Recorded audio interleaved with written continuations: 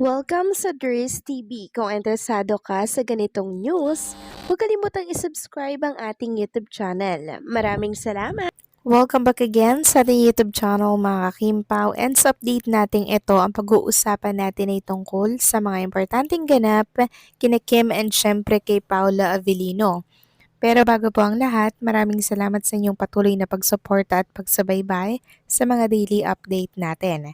Kaya naman bilang pasasalamat, narito po ang ilang napili kong komento patungkol ito sa naging previous update. Unang komento mula po ito kay Ginang Gingging Elerina. Sabi niya, "Salamat Dre sa mga balita mo. Ako hindi laging nagko-comment, nakikinig lang ako sa mga balita mo. Ikaw lang ang pinaniniwalaan ko na magbalita tungkol sa Kimpaw. Lagi akong nagsusubaybay sa'yo, kaya lang bihira akong mag-comment." Maraming salamat po sa komento, Ginang Gingging Elerina, and syempre sa pagtitiwala niyo po sa mga vlog, sa mga news na inilalabas natin dito sa YouTube. So marami naman po diyang legit vloggers, mga kakimpaw, pero piliin nyo lang pong mabuti yung paniniwalaan nyo po talaga. And also, ngayon ko lang din po nabasa yung komento nyo, Ginang Gingging Elerina, no? So parang bago, pero madalas po pala kayong nanonood dito po sa mga vlog natin. Maraming salamat po sa inyong pagsuporta.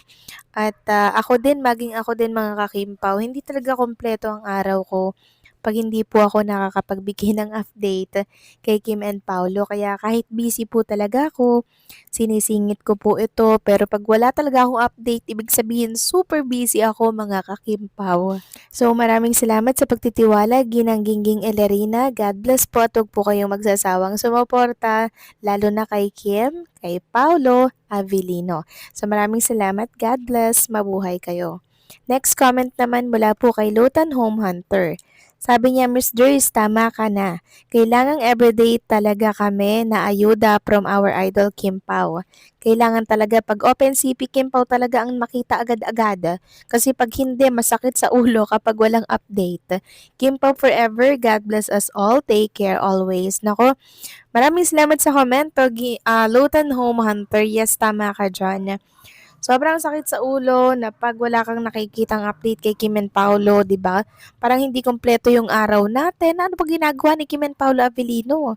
Bakit nananahimik sila ngayon? 'Di ba? Ganyan po kasi ako. Ganyan din ako mga kakimpaw. And for sure, ganyan din po kayo. Hindi kompleto, hindi buwang araw pag walang update ng Kimpaw. Ewan ko ba mga kakimpaw? Bakit ganito tayo kay Kim and Paula Abilino?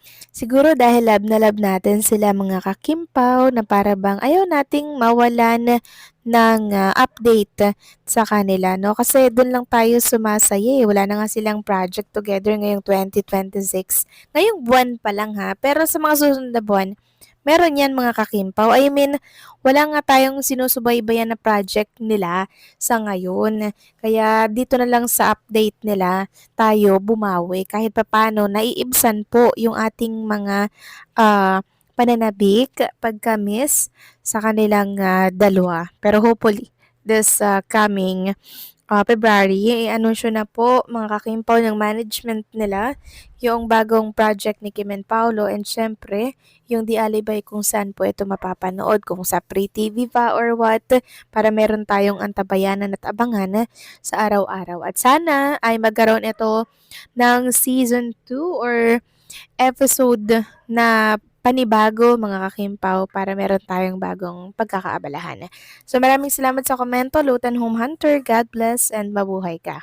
So ito na nga, pag-usapan na natin mga kakimpaw ang mga topic na nakalap natin sa hapong ito or sa gabing ito, at unahin na nga nating pag-usapan ang tungkol dito sa inlabas po na video promotion ni Paolo Avellino, na kung saan talaga namang nagpatakam ng todo si Paolo sa kanyang kinakain na Chowking Siopaw ba yun? Chocopaw pala mga kakimpaw. Chowking Chocopaw. Ito daw yung brings that rich dark choco pix na kung saan kinakain nga dyan ni Paolo Avellino. And talaga makikita mo talaga, sarap talaga si Paolo Avellino. Lalo na po nung hinati niya yung chocopaw na yon, talagang kitang-kita yung palaman na chocolate. at ngayon pa lang natatakam na talaga ako. So sabi dito sa caption, um, some cravings don't wait. Chowking Choco Pau brings that rich dark choco picks but only for a limited time lang pala to. Catch it at your nearest Chowking before it's gone on February 28, 2026. Oh, super tagal pa naman pala mga kakimpaw. February 28, 2026. So, kailangang matry natin to bago maubos kasi limited time only to mga kakimpaw. Samantalang next topic naman, pag-usapan natin itong talaga namang nakakataba ng puso, nakakaiyak, nakakatouch na mensahe ni Chinita Princess na kung saan medyo naging emosyonal ang mga nakabasang Kimpaw fans dito. Sabi niya, it is a three-way happiness indeed. Tapos, medyo emotional dyan si Kim sa emoji niya dyan. Extremely grateful for the overwhelming love and support. What was supposed to be 5 days turned into just 1.5 days. And honestly, I am still in awe. Maraming salamat sa oras na ibinigay ninyo sa mahabang pila. Yung iba na half-time sa work or nag-absent. And to those who flew in drove for hours for the province just to be here, sobrang nakakatawa po ng puso. I am truly overwhelmed in the best way. This bazaar became a three-way happiness. Happiness for me, happiness for you, and happiness for our chosen charity. Tapos, special thank you to my angels sa bahay, to Buena Pamilya headed by Ate Hides, for the full-on setup, pagbabantay, and all the love behind the scene. Also, Mela Cueto, Isaias, Asbayan Patroller. Thank you din kay Ryan Bang, Paldo Restaurant for the place and the special rate. Salamat sobra also to Mama.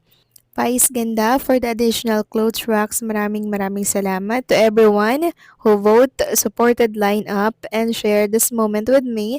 Thank you from the bottom of my heart. Mahal na mahal ko kayo.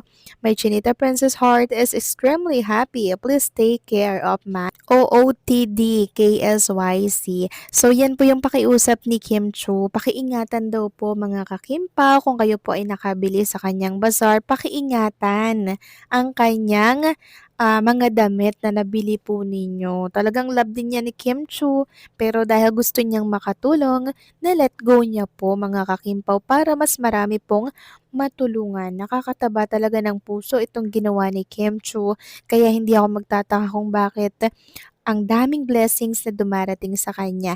Deserve niya yan mga kakimpaw dahil sobrang busilak ng kanyang puso. Kaya maging ako, naiiyak po ako kanina habang binabasa ko po itong post ni Chinita Princess kasi sobrang nakaka-touch. Ramdam na ramdam ko talaga yung sinseridad ni Kim Chu habang tinatype niya to mga kakimpaw. Kaya maraming salamat Kim dahil blessings ka sa marami at sa lahat. So kayo ba mga kakimpaw, anong say nyo dito? Please comment down below ha. Don't forget to like, share, comment, and subscribe.